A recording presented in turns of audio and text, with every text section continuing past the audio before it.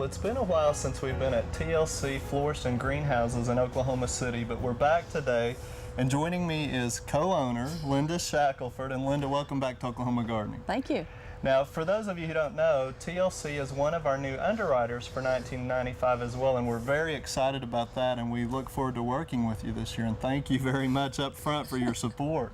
But what we're here today, Linda, is to talk about some new things. I mean, gardeners are getting excited, and let's talk about some of them. And it seems like there's always new products out on the market. Show us some of the things that you've got here. Okay, one of the new products is called ProSol. It's a soluble fertilizer. And the neat thing about this is it's easy to use. You take a gallon container, drop this in, fill it with water. The packet dissolves. You don't take out of this packet and it's clean. Right. So many times you had the blue all over your hands, right. all over your hands, and so these are so nice. Yeah, that's a good one. And it's going to be a real easy one to use this next year. Water soluble fertilizer. Now, it seems like there's always new organic products coming out on the market. What is this one here? This one is called Concern.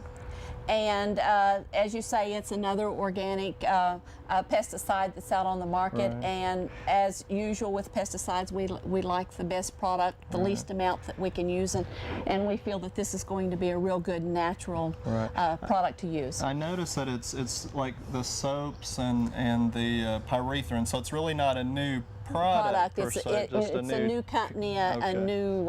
Right. Well, let's get those out of the way and see some of these plants here that are behind us. Now, I noticed the purple one there is actually a tropical foliage plant. Is that right? This is one that we've grown for 4 or 5 years, and it's fairly a new tropical also, but we've grown it 4 or 5 years. It's pseudoranthemum. And going to try it as an annual this year and use it in some different areas. I think that's what's exciting, especially at our studio gardens this year. We're going to have a lot of tropical things as annuals, and we've done this over the past few years, and we know that it works. And this is an exciting one because it's really grown for its pretty foliage. Now, I tell you, the one beside it, Linda, is really just breath-catching in the flower. What in the world is that one? This one's called Sparkler, and after looking at that daisy-type flower, I think you kind of see where it got its name and all. But this blossom, it closes up at night, real bright, showy blossom during the day, and it's like a new annual. Full sun? Full sun. Okay, and an annual. Now, I tell you, this is what really amazes me too, the variation. All of those 4 are geraniums. That's right, and this particular little red one here on the corner is called Red Heart, and it's one of the most heat-tolerant geraniums we've ever seen, and the amount of blooms that this will have on in full summer is amazing. And then we have an oak leaf and 2 other different varieties, but there's 30 or 40 of these different new varieties that we're trying out this year. And so, as I understand it, these really aren't grown as much for the showy flowers like some of the other ones, but obviously more for the foliage. It's for the foliage because, as you can see, that this little bloom isn't as large. Now, it'll have a lot more blooms, but they're just not as showy as some of the others. This one has a small orange blossom, but you grow it for the foliage. Now, this one is absolutely edible, and as you know, I think you've pulled that one for our purple vegetable theme this year, but that's a mustard, right? It's a red mustard, and as you can tell, the foliation on it is dark.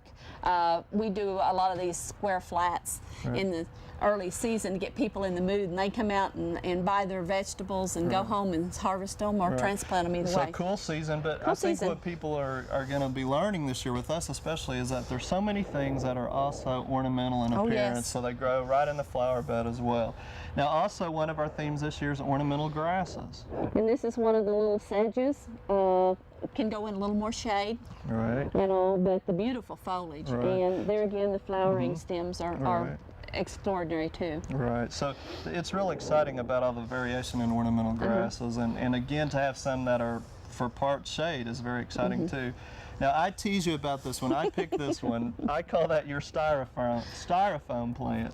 Well, this is one of those plants, and being a full-fledged retail nursery with a lot of people around, we decided that protection was the best policy. So we and we've been asked, oh, I didn't know that's how you got styrofoam. So, But, you know, we I've never seen- know if they yeah. really know green side goes up or not. But you know, I've seen people do that in their landscape too, because they may have made a mistake and put it right by the sidewalk, and Yes. so they'll put that on to protect them. Now, it's exciting, you know, we have so many new things here. You know, we've got new ornamentals, vegetables, the whole gamut. But tell me real quickly, because we're running out of time, if people come in and ask for new things, is that the best way to change the industry? Do people, I mean, do you listen to them? Do you try to change? Yes, we do, but we also have horticulturists that are always looking for new things Right. here in the company. So we are working real hard to find those new things and try to be ahead of the game and have them already. Right, and it takes a while to get them introduced, but we encourage people to do that. Oh, you know, it's go to your fun. garden centers and ask for new things. Well, Linda, thanks again. Oh, you're welcome. We're We're always glad glad to be to have teamed you. up with you this year. Thanks again. Thank you.